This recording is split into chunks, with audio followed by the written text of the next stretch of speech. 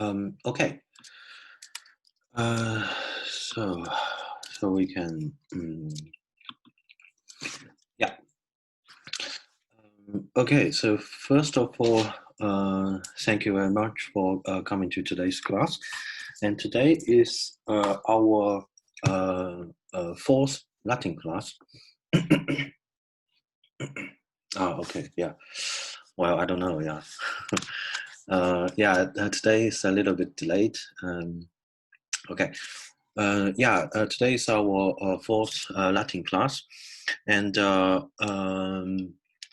so before we start, probably, I think it's already 2 weeks, so it might be useful that we take a very brief review of what we have done last time. So last time we talked about the grammar. We introduced the second declension, the old declension, the second declension in Latin, the stem, the vowel, the stem vowel. It is semantic. Sorry, it is semantic, and the semantic vowel is actually u, but this u comes from the Indo-European or. Yeah, so this is comes from the Indo-European or.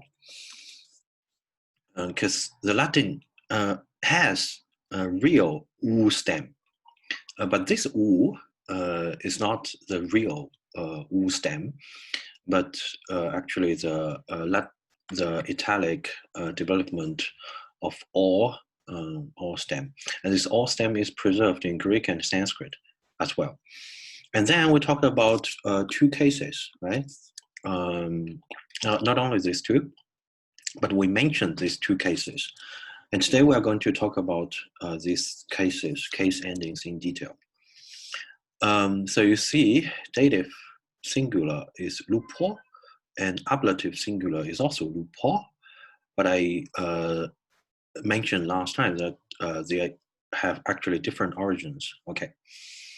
And then the genitive singular is long e, which is a little bit special compared with other ending like deva, devasya, kados, kadu. Yeah. Okay. And then we also mentioned how to say the plural forms. And here I actually there's a how to say that there's a mistake here, so I have to correct it. So deva, nominal plural is devas, that's true, but accusative plural is actually devan.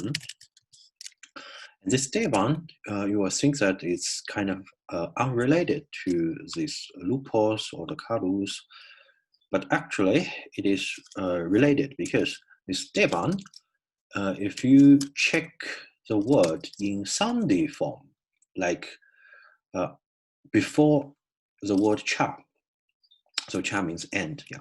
So end god, and you will find the Sandhi form written like this, yeah. So it's called devansh cha, yeah.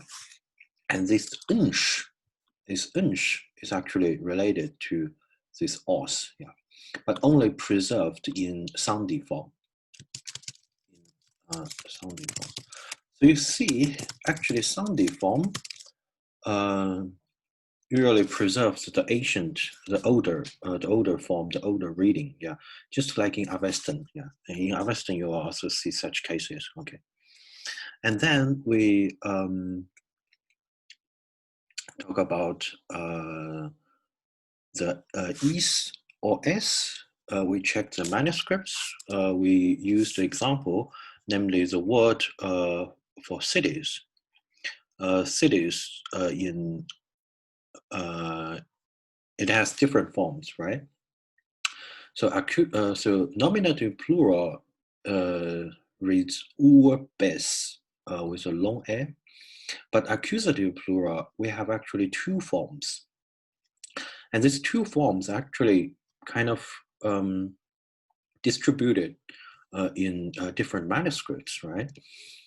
So we checked the Aeneas manuscript, and also we checked the Gelgic's manuscript, and we see different forms, right? And even in the critical edition, they have different forms, right? Okay. And then we talked about the origin and which one is older. So actually, for accusative singular, accusative plural, this is actually older form, because this goes back to the E stem, right? So it goes back to the E stem. So E stem, you have an E, right? And then you have the ending, the the PIE ending, and then you get a compensatory lengthening or ersatzdehnung to ease, right? Okay. And then the nominative plural, you have the A, because this is the strong form, so we expect actually a guna form, a full grade, right? So we actually expect a full grade, right? A full grade of E is A, right? And then we put a S, and then we have this S, right? So this is actually this is, yeah, okay, this is everything we have done last time. So today we actually start from two small words, which is quite related to our Latin class today. So 2 days ago, the Sanskrit class, you probably remember this sentence, right? So Agni ide purohitam. So Agni is the Agni, right? The fire god. And ide, we have a ide form, and then the word purohita. And Mr. Zhao will explain the semantic and the, how to say that, the interpretation of this verse later. But for my course, I just want to talk about the basic meaning, I mean the etymological meaning, okay? So first one, if we have this, so first question, so this is that's the question, right? Okay, so if we have this form, if we have a form written like this, how can we translate it? So first choice, present, I summon or I call, yeah. Second, I have summoned, I have called. None of the above or both of the above. So tell me which choice. So if we have a form like ide, so what should it be?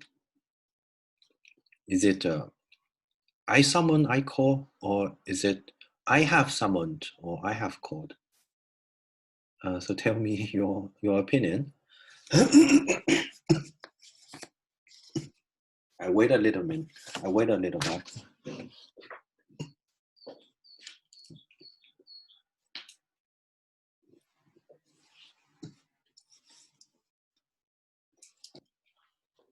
啊，你们可以听到吗？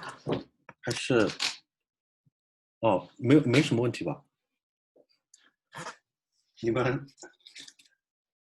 哦，你们是在思考吗？哦 ，OK， 好的，哦，好，可以，啊 ，OK。So both, okay, or the first one, someone I call, or maybe two, not sure, okay.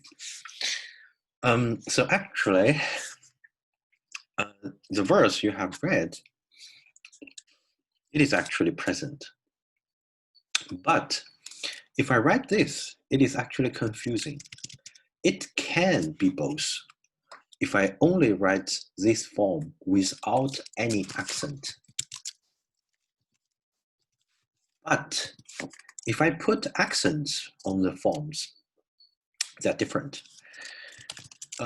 But as I have, another question, why do we have no accent here in this verse, in this Rig Veda 121 or 111? Yeah.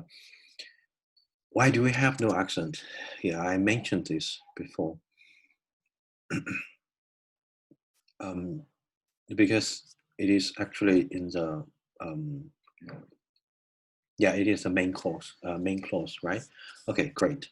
So actually in the main clause we don't have any accent, but the word has actually accent, right? So if we have the accent here, it is actually present. But if we have the accent here, it is actually perfect. Perfect. So actually for this word, present and perfect is actually the same form. Only they're different only the only difference is accent, right? Okay, and this word has actually a very interesting Indo-European background. So we translate this word. So I just write the original form as the present. It's okay. So we find the translation called call or summon. In German, it's called anrufen or berufen. Berufen is also right. Berufen is actually means you call someone. You call someone to specific position, to specific place. Yeah.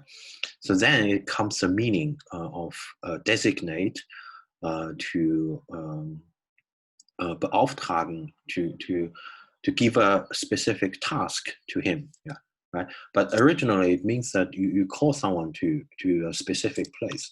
So it's actually the if we I assume that you know Hufen or berufen, right? It's actually similar like this one, yeah, but not exactly.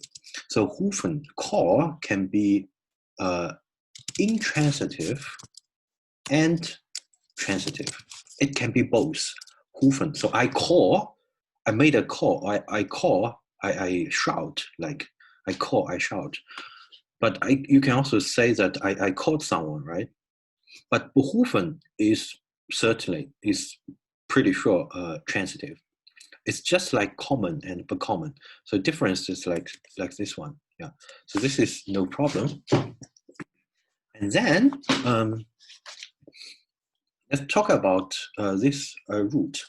So this root, you can see this is pretty peculiar, right? And we know that in PIE, no retroflex, right? There's actually no retroflex, no this with a point below. There's no actually no this sound. So we will know. So based on this, we know the Sanskrit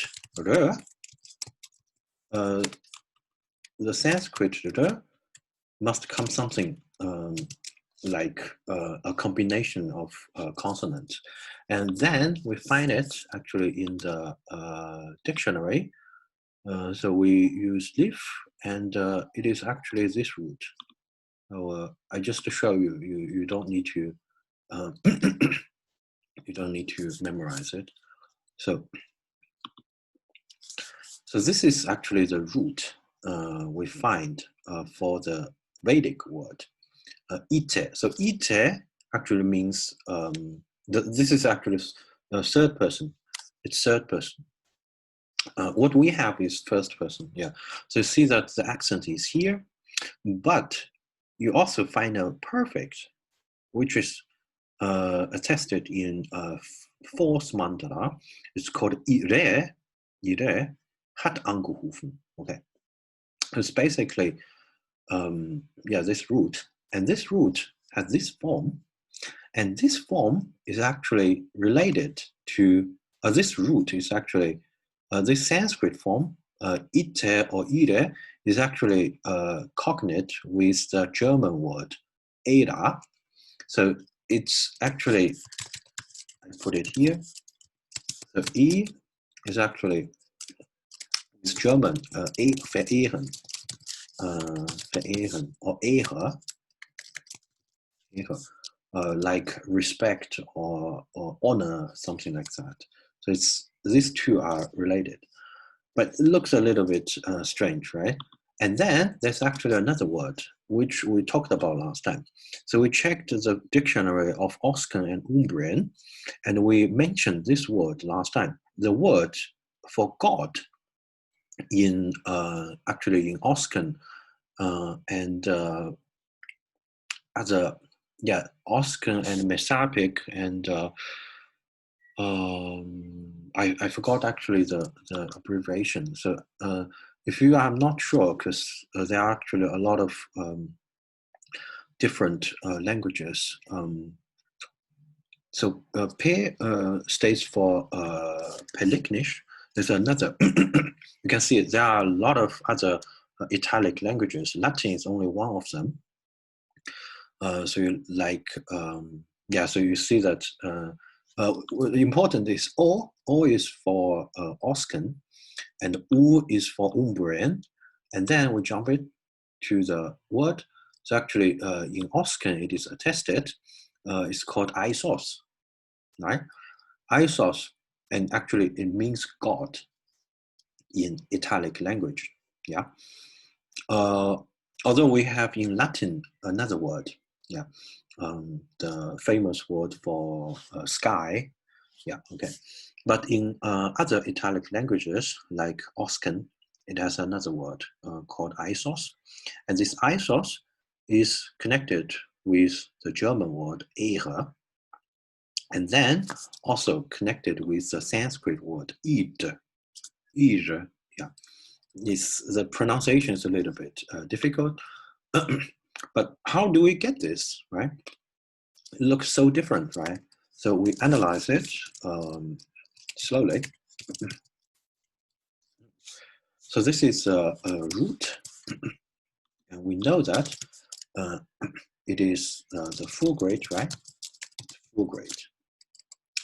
And for this root, we need this is a reduplicated. This is a reduplicated present, right? So remember the reduplicated present we mentioned last time, like the word who, to sacrifice or to pour, right? And then the reduplicated present is look like this, right? This is this is for active singular, and this is for wait a minute, and this is for all the other forms, right? And then we use this one. So for the reduplicated, we need the first consonant. So the first consonant is actually H2. And then we use a vowel, a reduplication vowel, it's E, right? And then this is medium, this is middle, yeah, this is a middle form, not active. So we need to use a weak stem, right? So weak form. So what is a weak grade or zero grade? So you just delete this A, right? So you delete this A, right? Yeah. Yeah.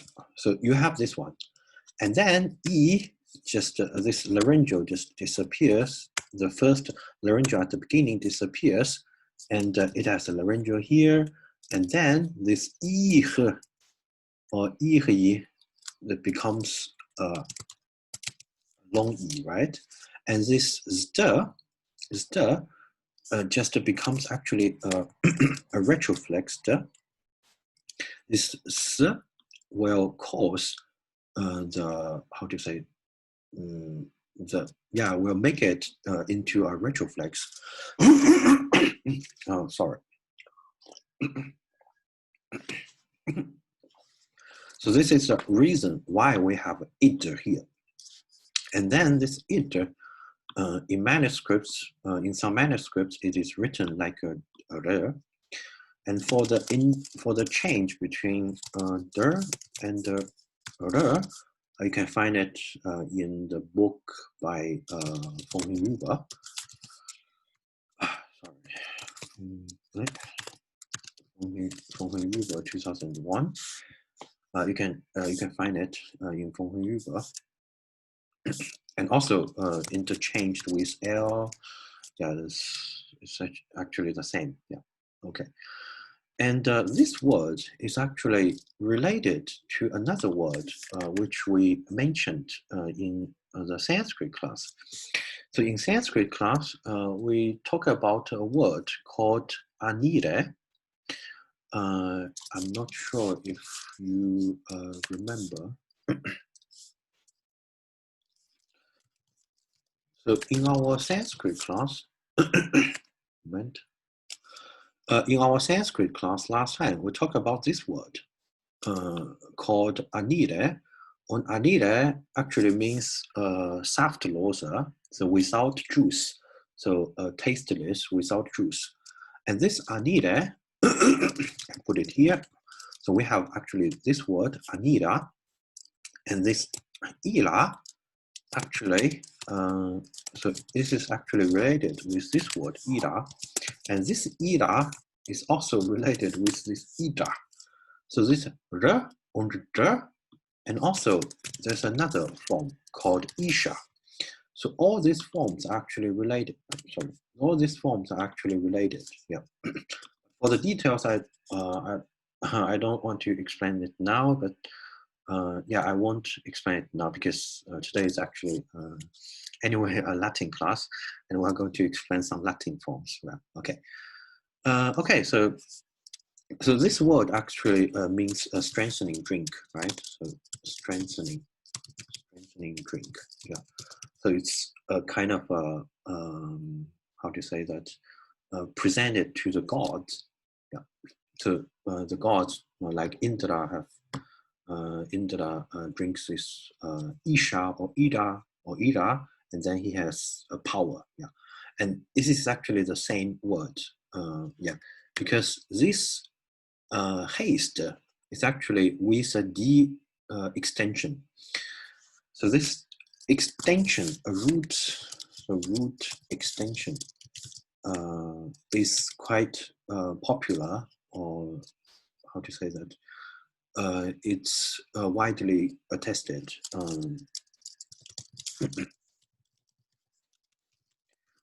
European languages. Yeah. Okay. Okay. So this is enough for this word. And then let's move on to another word. So actually, we mentioned another word called rien. I think you still have the memory of this word. So rien, if I say it is cognate with a French word. So can you tell me, do you have any idea which French word? Rayi means actually, if I put it here, so rayi means actually riches or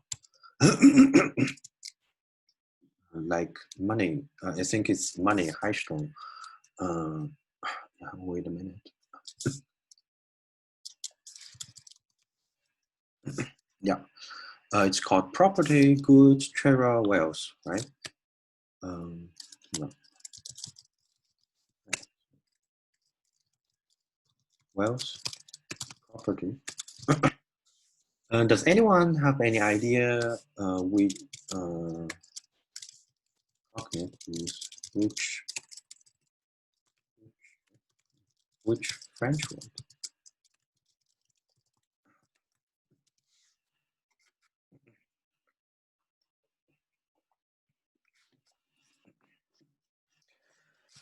Ah, okay, but it is actually rich.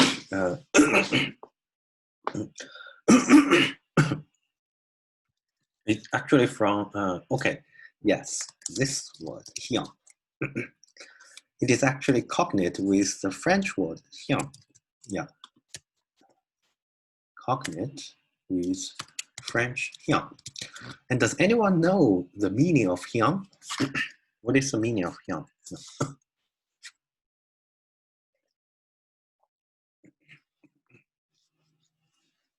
I think a lot of you know, yeah. It actually means nothing, right? It's actually none or nothing. But how can we connect wealth or property with nothing? It is not like in Chinese, like 视金钱如粪土. It's not like this. So it's not a philosophical problem. It's not like the French people consider money or consider wealth as nothing. No, that's not the case. The reason for this here is exactly the same, like ne, ba, yeah, and ba.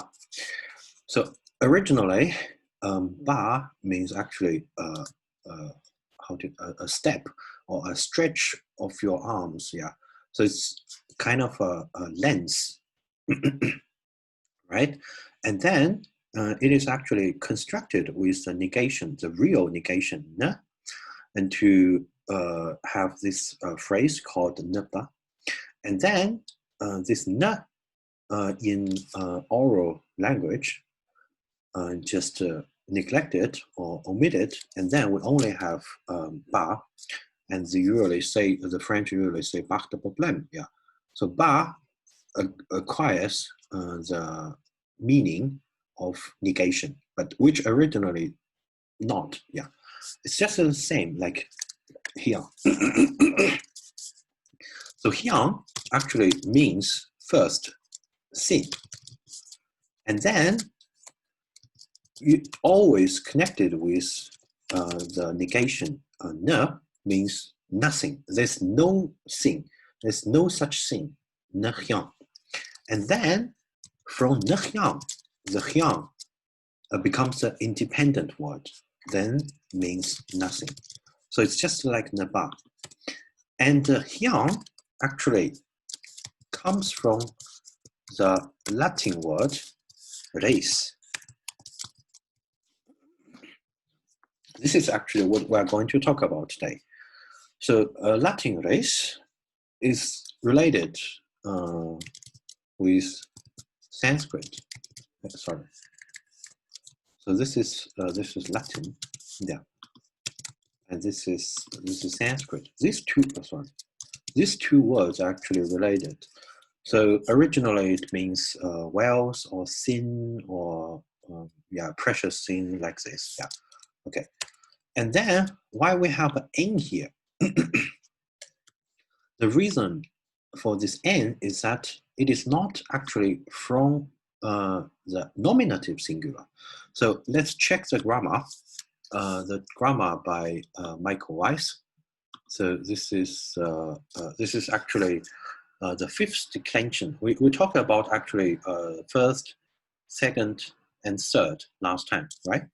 And today we can check actually the fifth declension. And this fifth declension have actually two important words. First one is a diēs, which means day, right? And the second one is race or race, right? And this race has the accusative form here, rem. So it actually comes from the accusative singular, rem, yeah. And then this rem turns to an n, yeah. Okay, so this is actually the development. And pay attention, you will, this is a kind of important regularity, important rule, that the French loanwords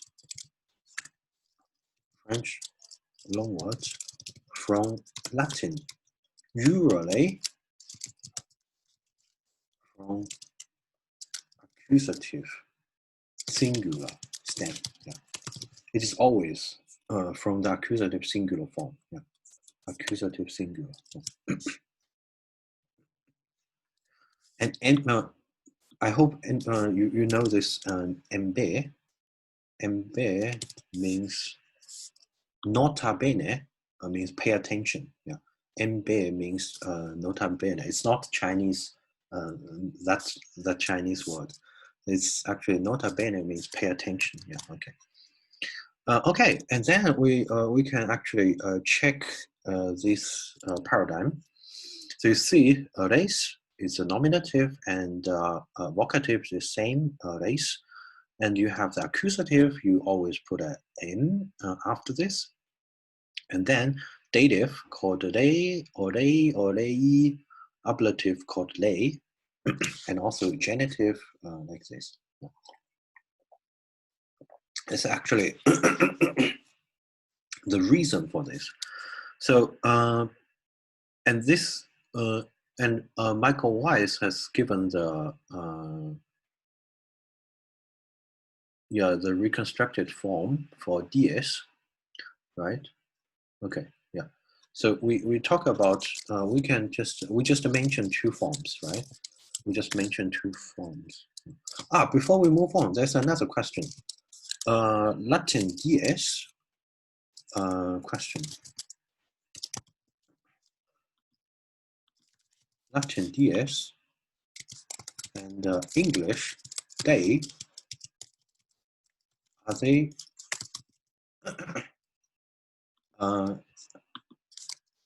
cognates or etymologically related? Answer of yes, yeah. No. 3, not sure. Yeah. Okay, what is your answer? Latin diēs, day. This is a Latin word for day. And English day. Yeah. Are they cognates etymologically? Are they etymologically related?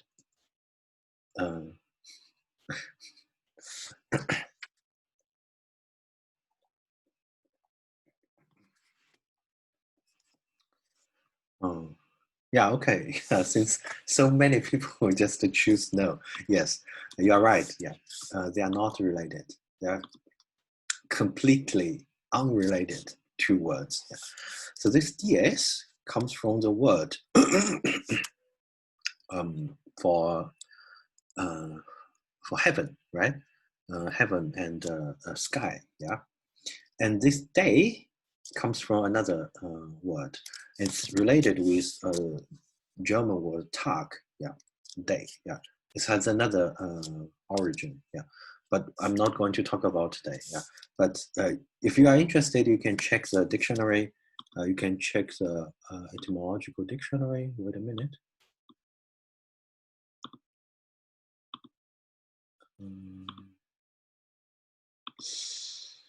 Wait a minute. Yeah, you can check the etymological dictionary. Wait a minute. Yeah, you can actually use this dictionary, this website, and you click dictionary here, and there's a etymologisches Wörterbuch des Deutschen. You can search it here, yeah. But I'm not going to explain it today. It's not related. And so let's continue this diēs word. So you find it. We just talk about the singular, yeah. Because the plural is a little, plural is not that complicated. But to save the time, I just talk about the singular and only the two forms.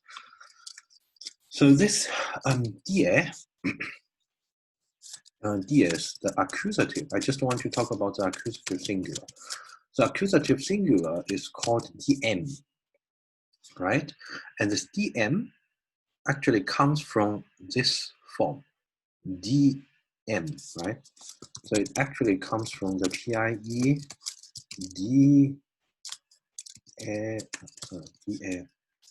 right? And then the dm, but why do we have this dm? But originally we have this diēu, right? Diēu, just you kind of recall the Greek form, Zeus, right? So you know that this word contains the eu, right? Originally there's a eu, Zeus, eu, and then it is actually really eu, and then you put an m for accusative singular, and then how can we get this? It is not that simple that u disappears. There are actually two steps. first one, the diēu becomes actually two steps. So the first step is diēu with a kind of compensatory lengthening, and it is called Stang's law. So this is the first step is the Stang's law. The Stang's law tells us that if you have a semivowel and plus a resonant, you have such a structure, and the semivowel disappears, and then the vowel before this M is lengthened. And then from this lengthened form, you have this DM. So this is actually the development. Okay. So I think enough for this one, and let's move on to the other case forms. So actually today we're going to talk about some cases, the different forms of the cases, like this one. This lupo, from lupus, the wolf, right? So this is actually dative lupo, and also ablative singular, also called lupo, right? Also called lupo.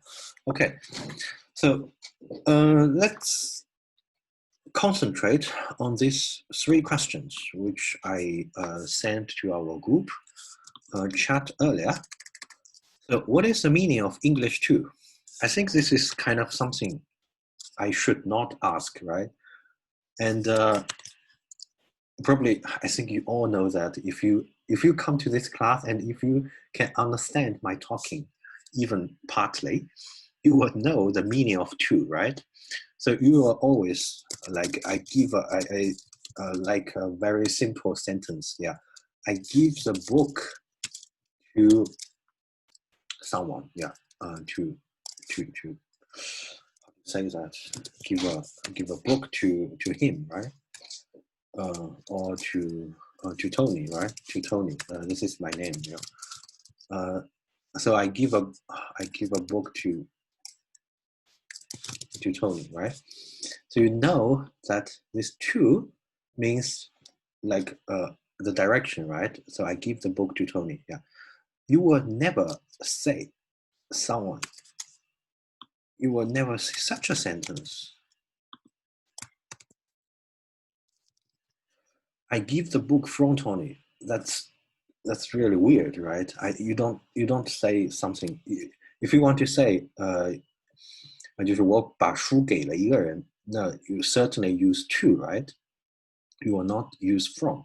So this is not the correct form. Yeah, and it's just like the zu word. Yeah, ich gebe das Buch zu. Ich gebe das Buch zu Tony, right? To Tony. Yeah. So it's just like the same thing. You won't expect someone say, ich gebe das Buch von Tony. That's also weird, right? So we know to and zu really like towards, right? So it actually has a meaning towards. This is actually the meaning towards, to someone, right? Okay, so keep this in mind.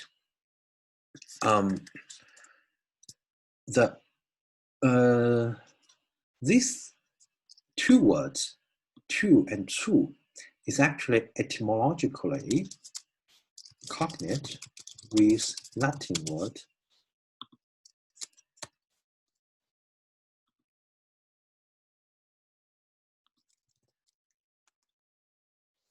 they are actually connected with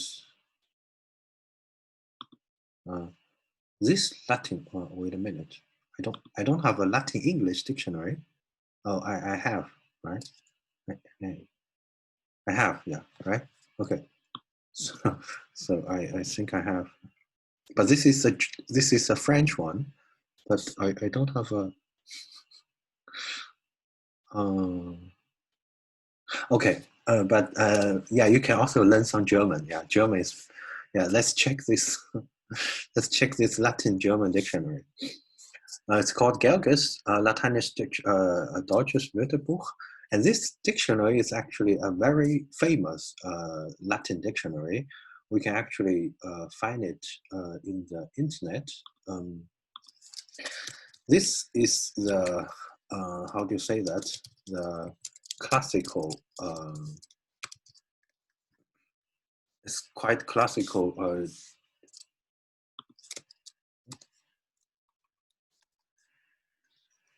It's a very famous Latin dictionary in Germany. So it's called Gelges Ausführliches Lateinisch-Deutsches Handwörterbuch. Check it, it's called again Handwörterbuch. It's not really that handy, right? 2 thick volumes. Yeah? And this dictionary has recently actually a new edition. You see, it's let's probably let's have some. Let's check the. Yeah, so this is actually the Gelges dictionary. It has 2 volumes. In 2012, there's a new edition. It's yeah, it costs about 150 euro, and this is actually the dictionaries you really. The detailed dictionary you usually use for the normal use, but of course there's the most in comprehensive dictionary that is the TLL. It's also edited in Germany. To be specific, it's actually edited in Munich. Yeah. Okay, but this one. Is already very ausführlich. It's already very detailed. You can use this book, and I actually have the PDF file, original PDF file, if you need it, and you can get it from. Wait a minute. Do I? Okay. I check it. Wait a minute. Okay. Yeah, I have it. Yeah, I have it here. Yeah. So this is I put it. This is the original version of the dictionary from the from the publisher, and actually you can search it. It's full text searchable. Yeah, it's pretty useful. Okay, so this is a dictionary we check called Gelges Lateinisch Deutsch. But this version, this e-version is actually based on the older version, which is more than 100 years old. So you have to check it. You can also use this one. Yeah. So let's check it probably since we already have this. So let's check the dictionary, and there's a very deep. Oh, there's no index. Wow, that's a little bit disappointing. Okay. So you find this word in Latin. It's called day. So if I tell you the German word zu and the English word to is actually related to the Latin word day, you will certainly be, I mean, you certainly feel surprised, right?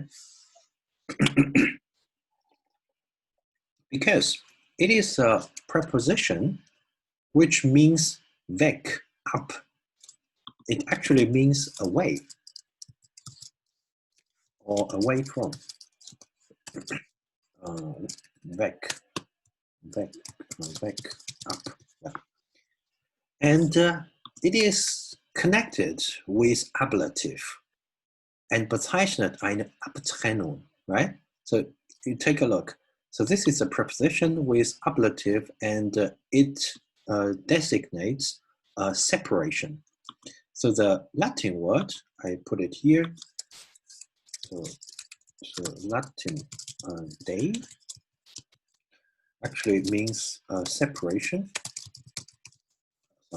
which separation and constructed with ablative. Yeah, it's a little bit strange, right? Okay.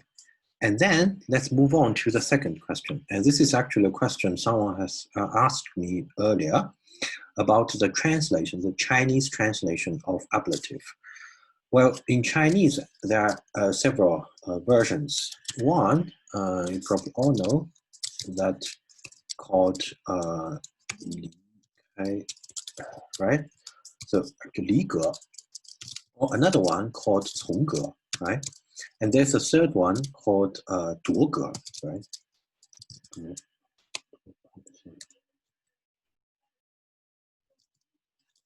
ge, right? So duo ge actually, I assume that it actually comes from the literal translation of up, latus. So up means away, right? Latus means carry. So actually, literally, ablatus, ablative. So ablative comes from the Latin word ablatus, and ablatus means carried. Carried away, right? Carried away. Yeah. And then this li or cong, it's actually comes from away. Away means li, right? And up means from, away or from, right? Yeah. So it's actually, so actually the three translations are all right. You cannot say that which one is better or which one is not that good. So they are actually the same. I think they are actually the same thing. Yeah, you just choose according to your own personal taste. Okay, so, and then there's a third question. Why in Sanskrit we have a same form for dative plural and ablative plural? Okay.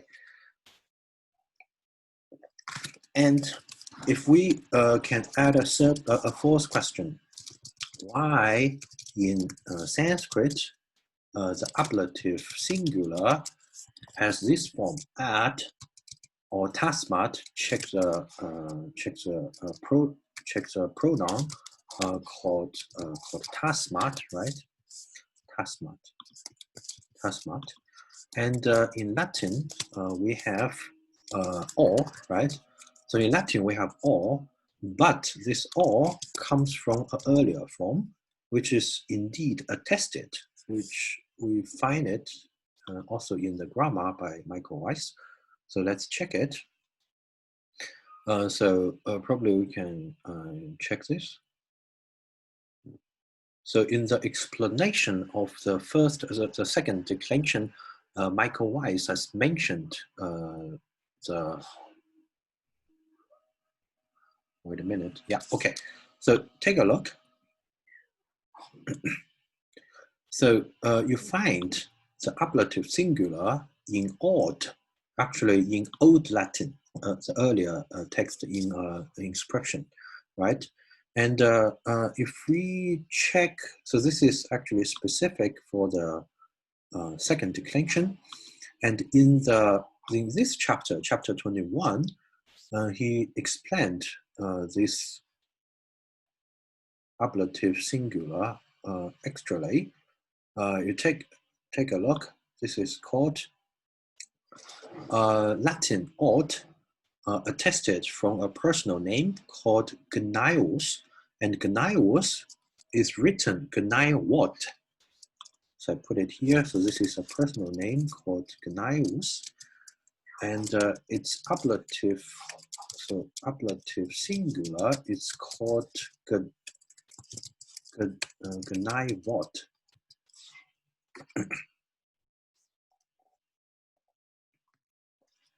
And compare the Sanskrit form like tasmat, right? Tasmat means from that, from this, right? This is from this, right? Tasmat, or therefore, it always can have the meaning therefore. So from this, from that, and therefore. Okay, so we see actually these two actually related. Yeah, these two actually related. It's a little bit noisy. Close the window. Okay, yeah. So now let's try to explain these two things. Yeah. So this is so for the explanation of this how do you say that? For the explanation of such phenomena, we need to use important terminology. It's called Semantische or Semantic. I don't know how to put it into English, but you can learn some German, right? So Semantische is called Semantic, and Umpolung is actually from the English word. I'm not sure it's Latin word, but it's related to the English word pole, like North Pole.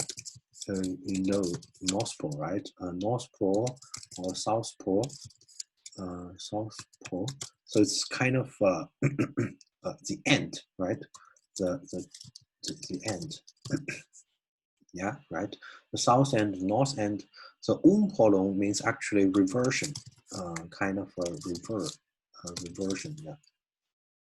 Is it a T? Yeah, reversion, right? Let's check it.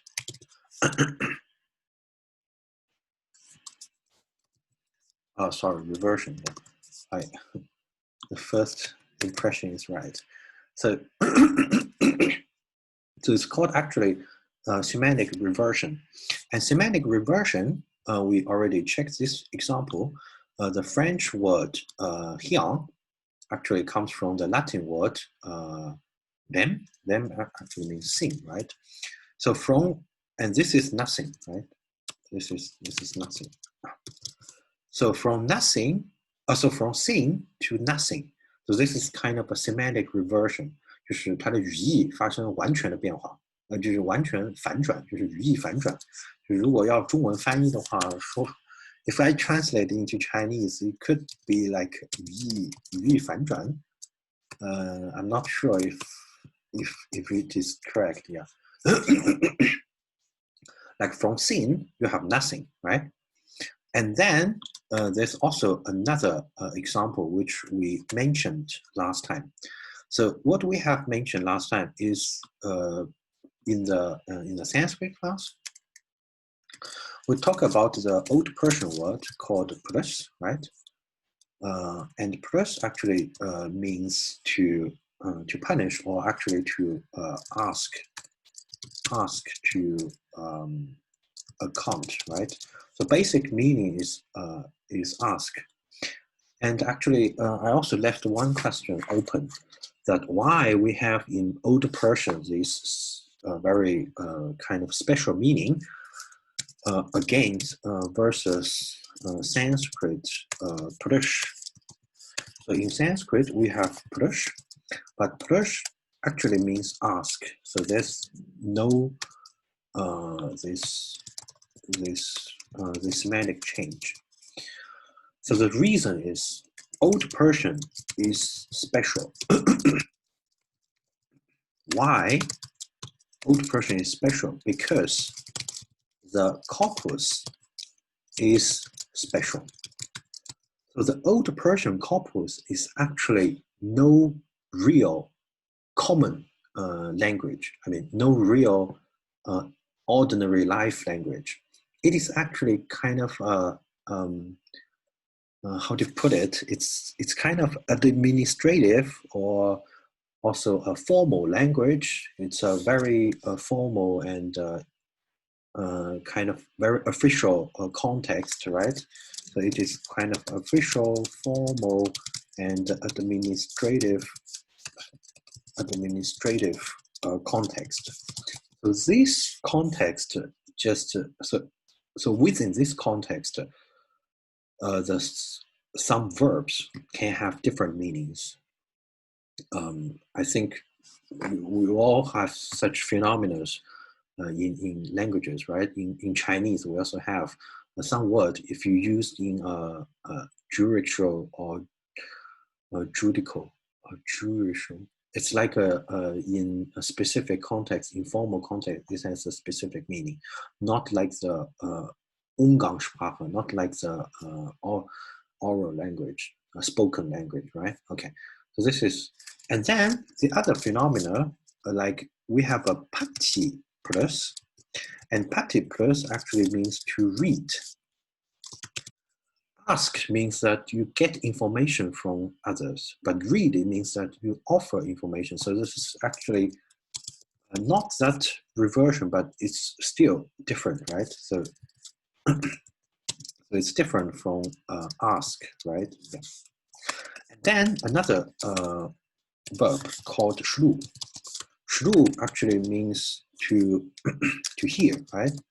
But prati-shlu versus prati-shlu sorry. But prati-shlu actually means to promise or to answer. Yeah.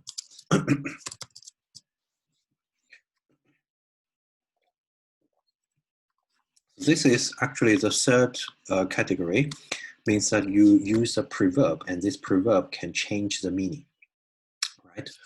And then let's talk about another word, which is, and then let's check the other examples. But these examples we can talk about later, but not today, not for Latin class. Like deva in Sanskrit, in Vedic, it means the god, and usually the good god, the positive god. But in Avestan, it's Daiva. Daiva actually means the evil god, the demons. It actually means the demons. Yeah. This is also kind of a semantic reversion. Okay. And now let's talk about this word. Let's talk about ablative. And before we move on, let's check another example. The word called cum. And cum, if you check the Latin dictionary, I think we can use this Latin dictionary here. You put a cum here, and actually check it. You actually have two cum, right? And make it bigger. So in Latin, we have actually two cum, and the first cum actually means with, together with, right? So this is actually the first cum, right? With, together with, and the second cum, this cum, is called when at the time when, right? So when, put it here. So when or at the time when. So what is the relationship between these two words? So the first choice, I made it, so the first choice A, from together with comes the meaning when at the same time, at the time. Or from the same time of from when at the same time comes the meaning together with. Or there are two different words, or I don't know. Yeah. So so before we stop, so this is actually the question for the pause. You think about it, and we will discuss it later. Yeah. Okay. So I stop the recording, and then we discuss the question later.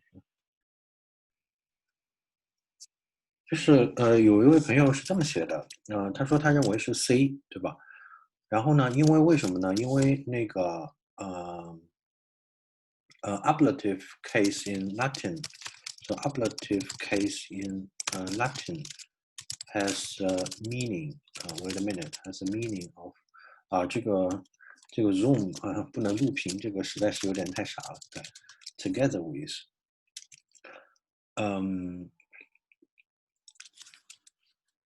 Ablative case in Latin has a meaning of together with. Why? No, it's not true. Yeah, ablative case in Latin means away from.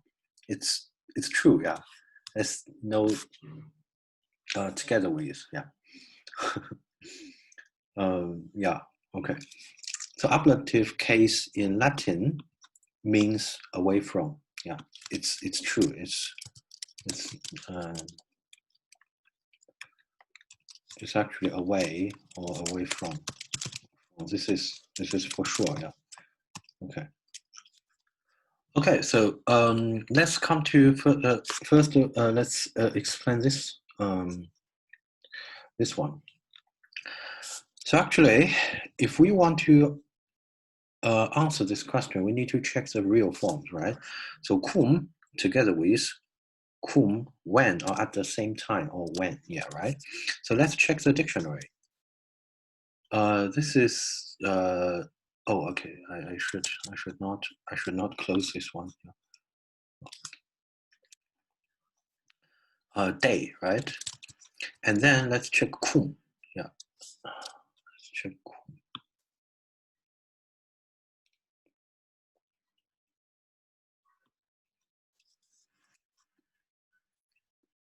Ah, okay. This is cum, right? This is wait a minute. Okay, this is there are actually two cum, right? Two cum. The first one, this is cum with, and it is a preposition with ablative, and this cum means mit, samt, nebst, nicht ohne, means together with, right? So it is actually together with, yeah, cum, yeah. So I put it here. So cum, the first cum 1, actually means, yeah, I already put it here, right? Together with, and it is with ablative. Take a look. It is with ablative. And then the cum 2, let's check it. This cum. I make it bigger, yeah.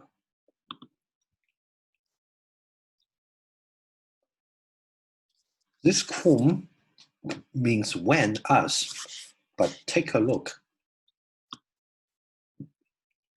What does it mean? Yeah, it means that cum with, when means if, as means when in English. Yeah, it's a little bit strange. So the problem is cum, when, as. Actually, in older Latin, out, L, in out Latin, or old Latin, it is written quam. It's written quam, yeah. But cum, this is in Old Latin is also the same cum, yeah. So it is actually two different words.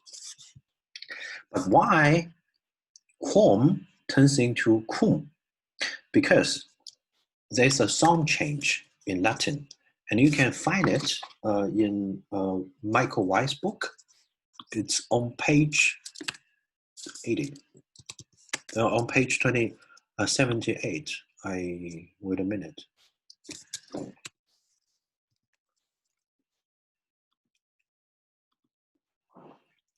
There's a sound change.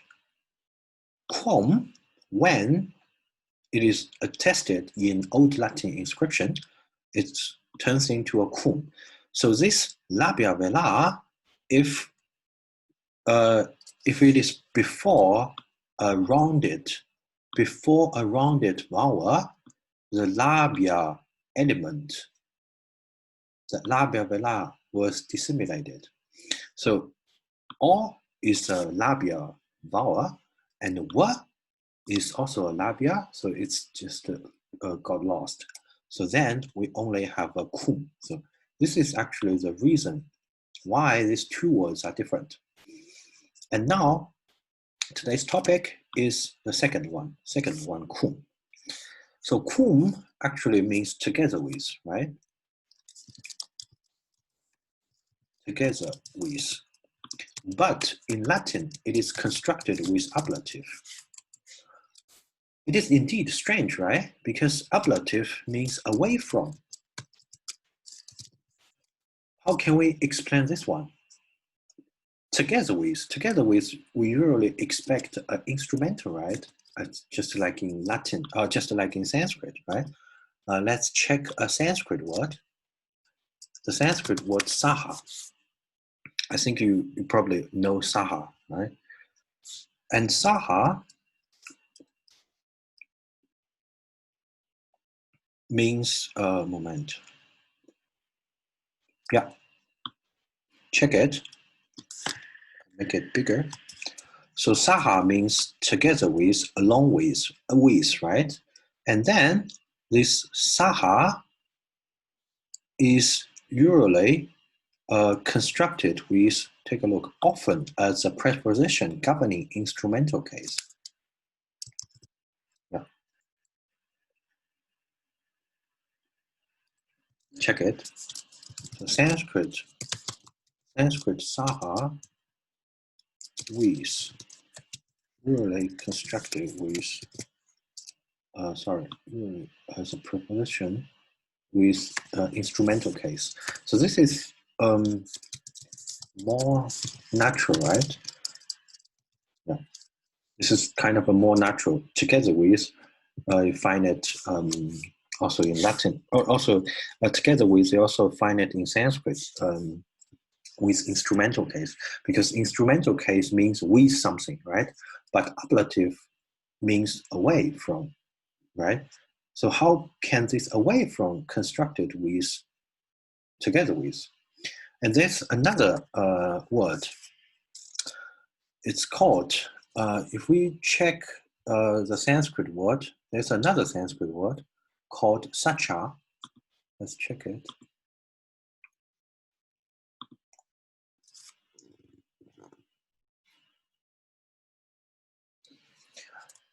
Take a look. There's another Sanskrit word called sacha. Sacha means zusammen mit and zugleich, dabei, bei, oder das ist auch zusammen mit, zusammen, together. But take a look. There's another word called, in Avestan, it's called hacha, and hacha is, the meaning of hacha is with ablative singular. Hacha with ablative singular. So Sanskrit sacha means with, together, but the Avestan form called hacha, hacha is also, it has different meaning. From, here, and with ablative. So today we're going to explain this phenomenon. Why? Because actually the ablative form, the ablative case in Indo-European languages, it really means form. But form, how can we, or from, yeah, from or form. Yeah. But how can we understand this from or form? From can actually have two perspectives, right? So if I stand here, so for example, we have X and we have also Y, we have two persons or have two objects.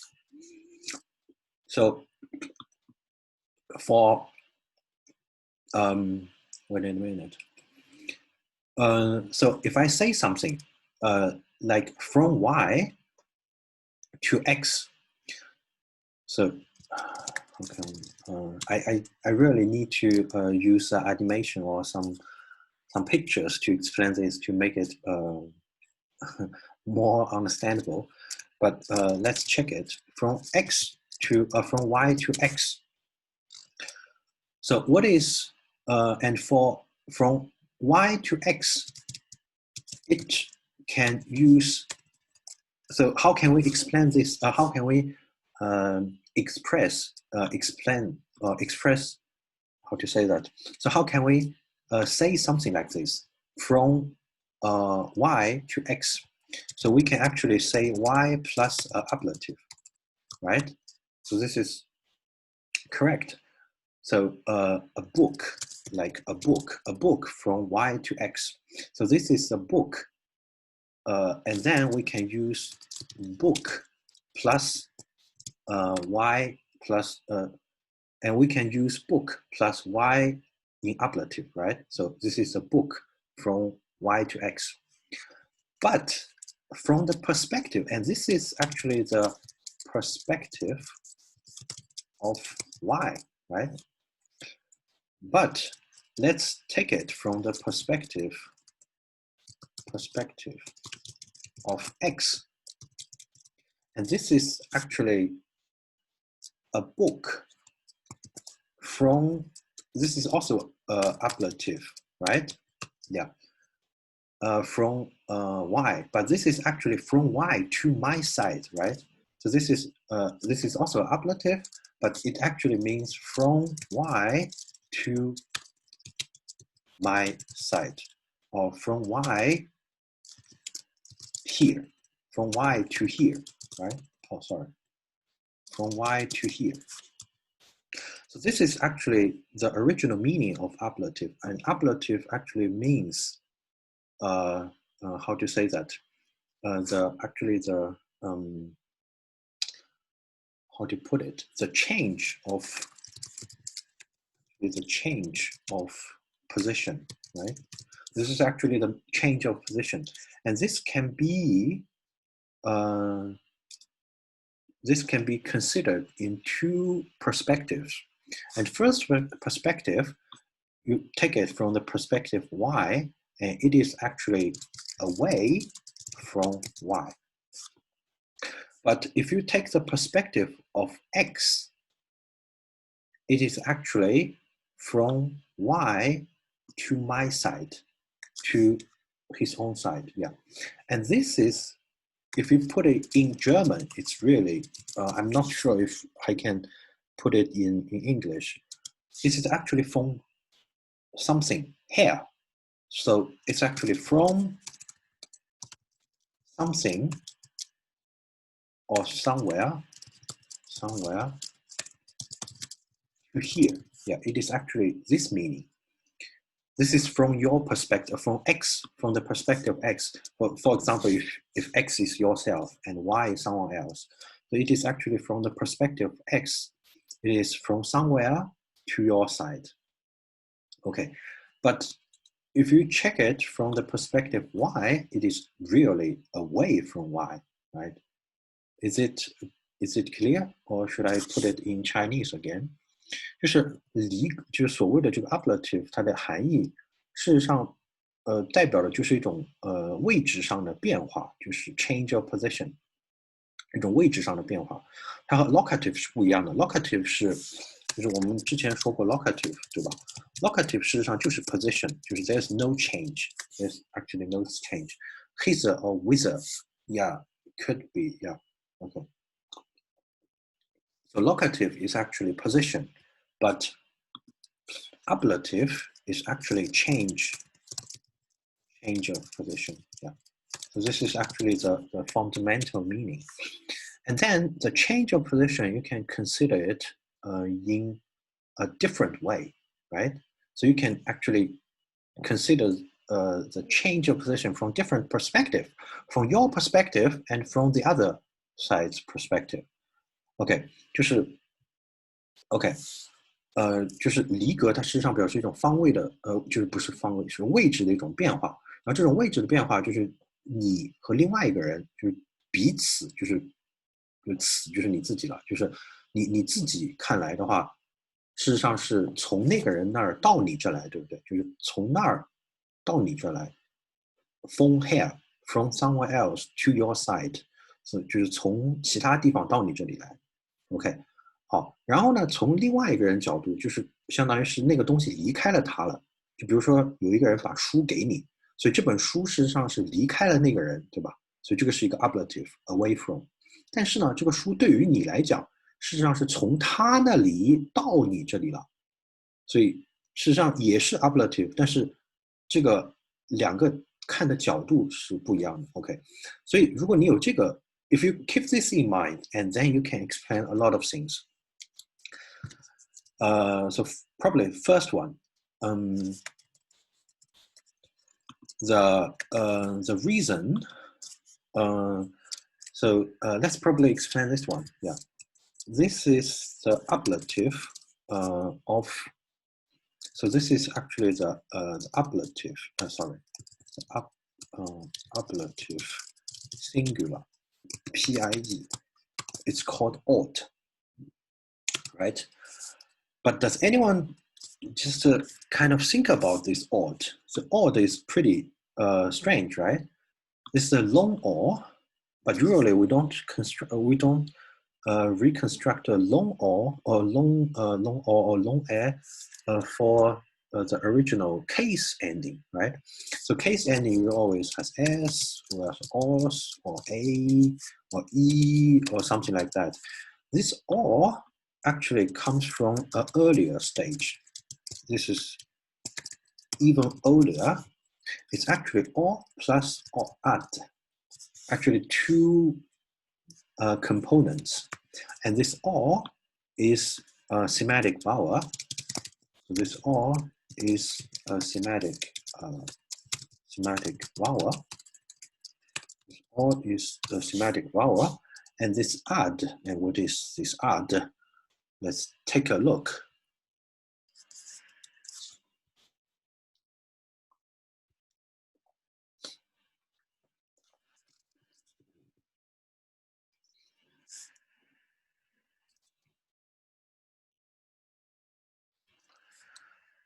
In Sanskrit, there's a word called acha.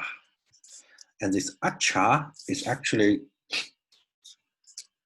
this ach contains actually first component, ad. And this ad, you also find it in the dictionary by Dunker, Judge Dunker. And this one, let's check it. So this is actually the origin of the Sanskrit acha. Sanskrit acha actually has two components. The first one is this at, and this at is originally, wait a minute, and this ad actually originally means in the direction, towards, towards. And you find it in all the other languages. There are actually a lot of languages containing this ad. Like in Latin, you have ad. Yeah, ad is a preposition in Latin. So it means towards or by or besides, something like that. And so this is the reason why ablative ending is called ought. It's actually or plus a ought. And this ad actually means in the direction, towards, but in the direction from your perspective. So someone gives a book to you. So this is actually your direction. The book comes towards you. So this is actually why it is or plus ought. And based on this, and then you will know why ablative plural and ablative plural in Sanskrit, they have the same form in Sanskrit. Because originally, this ablative, we can check it also in Michael Weiss' book, the case ending of the plural and the dual. Let's check it.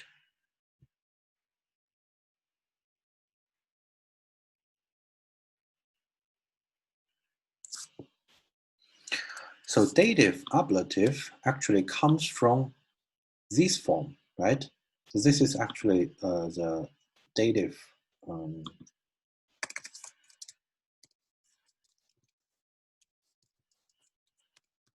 EOS. Yeah.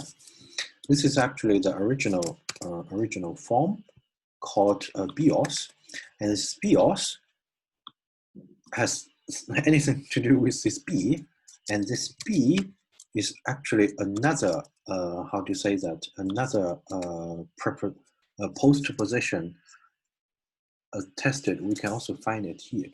Yeah. This is I think we probably have discussed this word, right? Does anyone remember the word philos? Philos in Greek, and philos in Greek actually means yourself, belonging to yourself. It's your own. It's actually near na, which is dear to you, and it is actually besides you. It is actually belonging to you. And this philos contains this phi, and this phi, the original meaning, let's check it, is actually by or neighbor. Yeah, it's actually local meaning. So this b actually originally means by or neighbor. And dative, you give it to someone, towards, right? And ablative, and you consider it from your own perspective. It is something from others and to your side. This is also the b. Yeah, I think this is the reason why, and this is also the reason why cum means together with, but constructed with ablative, because this ablative means from others to your side. From here, this is actually from here. Yeah. From others to your side, to here. Yeah. Okay, and actually you can check it in the. There's also the German word von her, like this sentence. Vom Fenster her winkt jemand. So vom Fenster her winkt jemand means that someone. So you stay.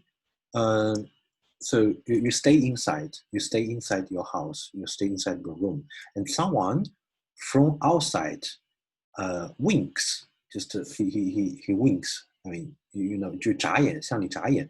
所以这个眨眼的动作实际上是到你这里来，对不对？ So this is from here. This is actually the meaning of ablative. Okay, so I think there's no time for reading today, but probably we can mention another word as the explanation of Latin verb.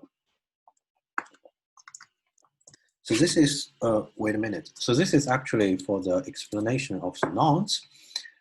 And probably we can also check some information of the Latin verbs. Yeah.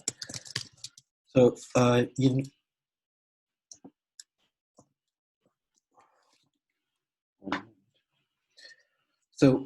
in Latin, we have actually several classes of the.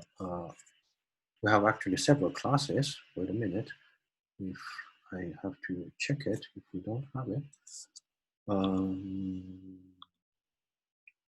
Yeah, okay. So actually in Latin grammar, we actually have these four conjugations.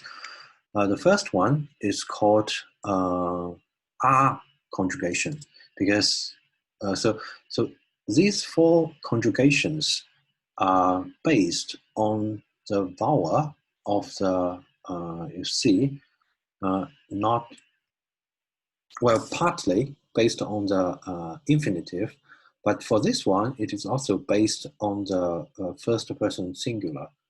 So the first conjugation has mark are here, amare, and the second conjugation has this form, videre, is air, long air, and the third one, one example called ducere, to lead. It has a short air here. And the third conjugation has two variants. The second variant is called your conjugation, and it's reflected in this form, capio, in this first person singular. And then the fourth conjugation has the long E here, sentire. And I'm not going to talk about all the four classes, but since we mentioned interesting root last time, this root, wait a minute. So we mentioned this root last time called cluēre, yeah. This, the umlaut is actually palatal laut. So then this cluēre means to hear, and if we check the Latin forms, the meaning is also very interesting, right? So let's check it. So this root means cluēre means here, yeah, right? But the Latin word leo, the the infinitive is called cluēre, right? Cluēre, and this cluēre actually means is famous. Yeah. Is famous, yeah, or he's called. Is called. Yeah. So, what is the relationship between become famous or is famous and here? Is famous is actually comes from the meaning is heard, right? So he is heard, right? Just like the Avestan form is berühmt, so he is famous. So someone who is famous because he has been heard a lot of times, he has been heard all over the world, right? So this is heard. The reason is this air vowel, and this air vowel, the origin of the Latin second conjugation, the origin of Latin second conjugation comes from so this is stative.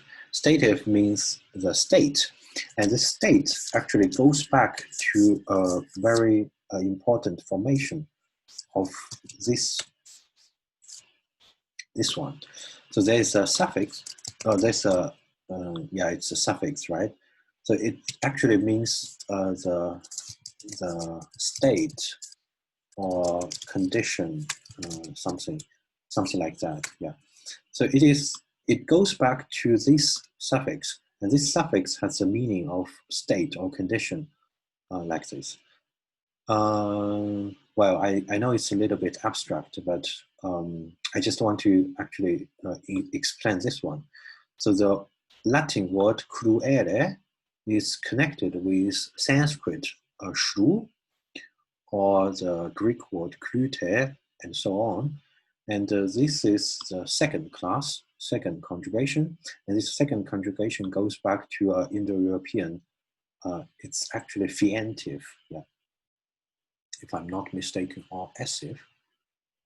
I might, but this is stative, and this is connected with this suffix a, with laryngeal one, yeah.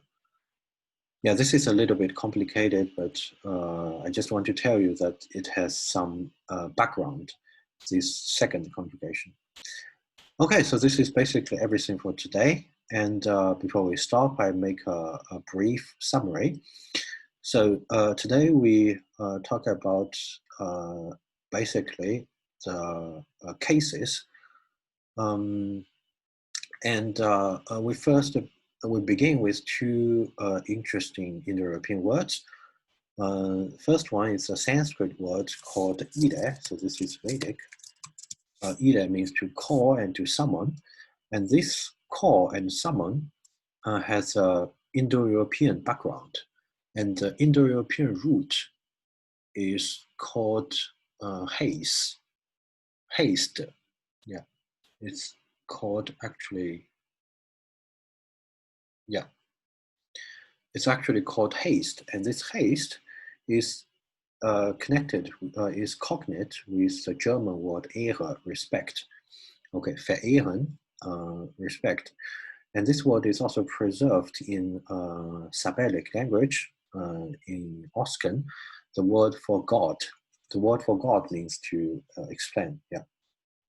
Oh, sorry, the word for God means to respect, yeah, okay. Okay, you're welcome, yeah, you're welcome, yeah. So, and then we explained the origin of the Vedic form id with retroflex der, and this retroflex der actually goes back. To a consonant group called st and zd, and we also have other forms.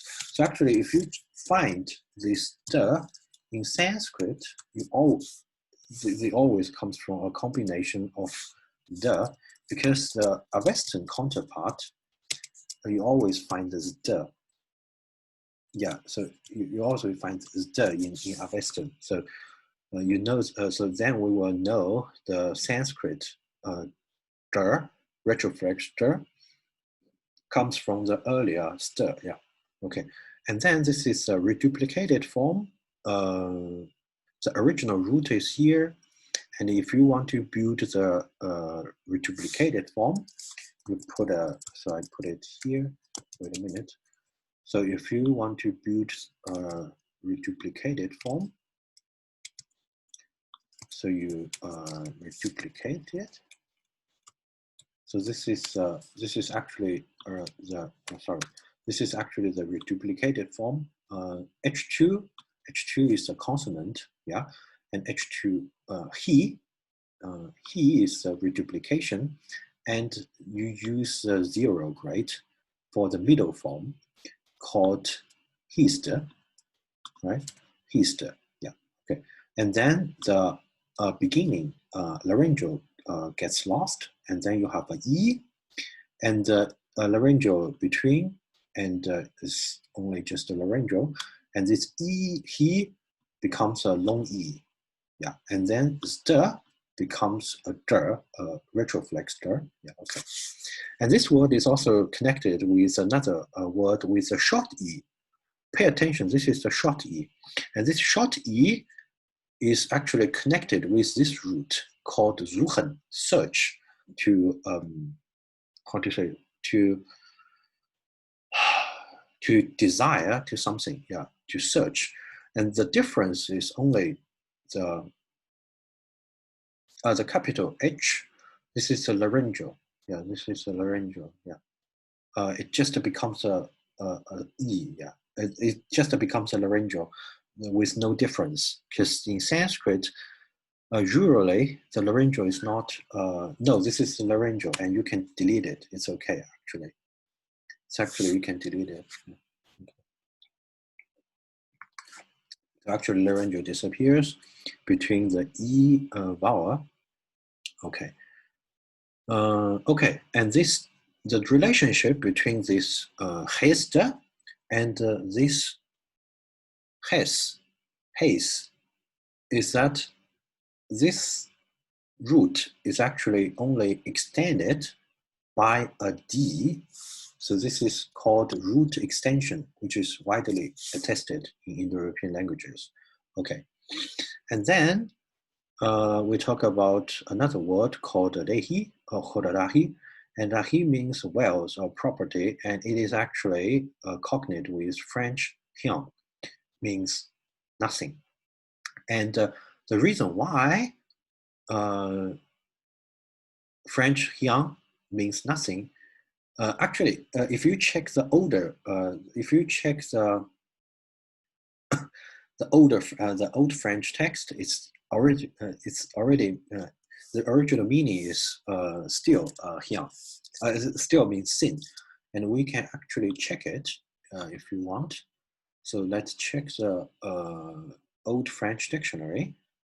So French etymological dictionary, like this. Yeah.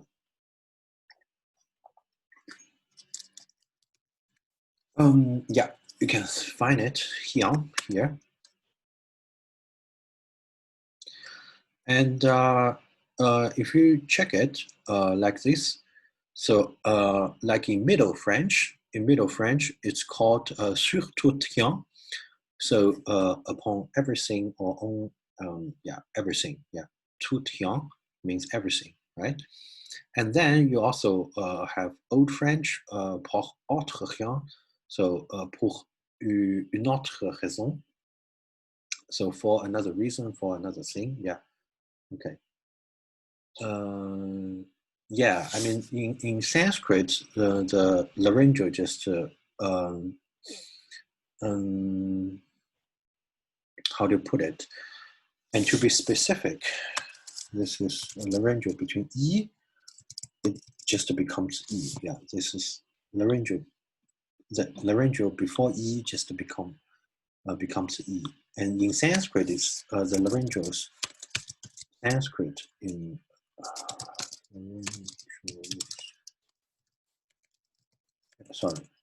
laryngeals in Sanskrit are simplified. I just simplified, so that's why I use this one. Yeah. Basically, but there are still some other effects or influence, because like H2 really make the voiceless consonants. Consonants aspirated. Yeah. 就是第二类喉音会让一个清辅音变成送气清辅音。Okay, and H3 make the voiceless consonants voiced. There's some influence, but in all the other contexts, it's just basically the same. It was simplified. But for the time being, you just you can just ignore this. So this is kind of a simplified version. So just keep this in mind. It's enough. And for the discussion of laryngeals in Sanskrit, it's really complicated. There are a lot of other cases, but I'm not going to explain it here. Yeah. Okay. And then we talk about this word. The meaning hiang comes from the phrase ne something hiang, and then just similar to ne plus ba, and ba really originally means a step, a certain length. Okay, and hiang comes from the Latin word res, and res means sing, right? Yeah. Okay. And it actually, to be specific, comes from the accusative singular.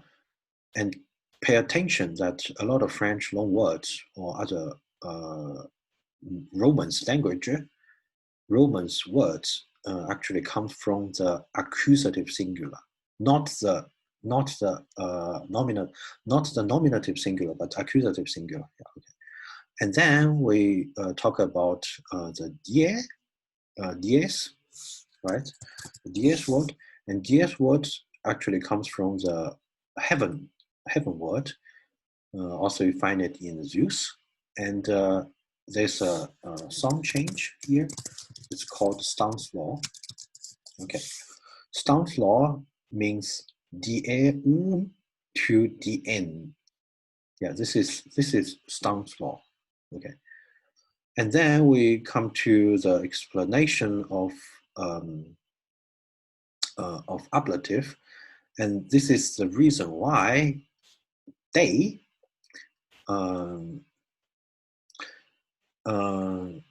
okay, so this is the reason I explained the original meaning of the ablative, and this ablative wait a minute. So ablative original meaning is actually change of position, and you consider it from different perspectives. Like this one, a book from Y to X. So if you consider it from the perspective Y, it is actually away from y, but you check it from the x perspective, and it is actually from y to my side or to here. So this is why the ablative can mean from here. Yeah, and this is the reason why ablative singular is called odd, because odd comes from o plus ad, and this ad is actually a postposition, a local particle, means towards. Yeah. And then we explained the dative plural. Dative plural actually comes from bios, and this bios turns into Latin bus. Yeah, this is in Latin bus. This is a case ending for dative and ablative bus. Yeah, and original comes from bios, and bios is actually from b plus an os. Yeah, and this b, we find it also in philos. So philos, so you can see that what I have talked about last time or previously is always connected with each other. So philos actually means someone or something belonging to yourself, to your side, near you. So this is the basic meaning of philos. And then we talk about this cluēre or cluēre, but we will talk about the verbs in detail in the future. Okay. So this is basic for today. It's a lot of information, and I hope it's not that boring, and you find something interesting and useful. Okay. Okay, thank you so much. And we will see each other next weekend. Oh, this weekend, sorry. So this weekend, I'm not sure which class. Oh, so this Saturday is Greek. It's Greek class. We're going to check. Oh, you're welcome. Yeah. So so for the Greek class this week, we're going to talk about of course, we'll talk about the Homeric Greek. So for the Greek, I'm not going to talk about Greek today, but I just give how do you say that? A preview of the Greek class. So for the Greek class 6, we're going to talk about Homer. And for Homer, we're going to talk about the historical, or not really historical, but kind of background knowledge of Troy or idiom, and we will check the Anatolian material, like we will check the Hittite material, because actually Troy, the name Troy is also attested in Hittite, yeah, and also other, and also idiom. Idiom is also idiom. So idiom is actually the name idiot, where idiot comes from. The idiot. The name idiot actually comes from the place name idiom, and this idiom is a place name. It's a place name. It is also recorded in Anatolian materials, so we're going to check it. Check the Anatolian material to give some backgrounds, and I will try to explain why, or not really why, but we will check the background, the Paris, and the Troy, they were destroyed, and it is actually also. So this is not really a fiction, not really a fantasy. It is actually has historical records. Okay, so this is everything for today. So thank you very much again, and we will see each other on Saturday. Okay. So enjoy the rest of the day, and okay, we'll see you next time. Okay. Okay, so I stopped the meeting.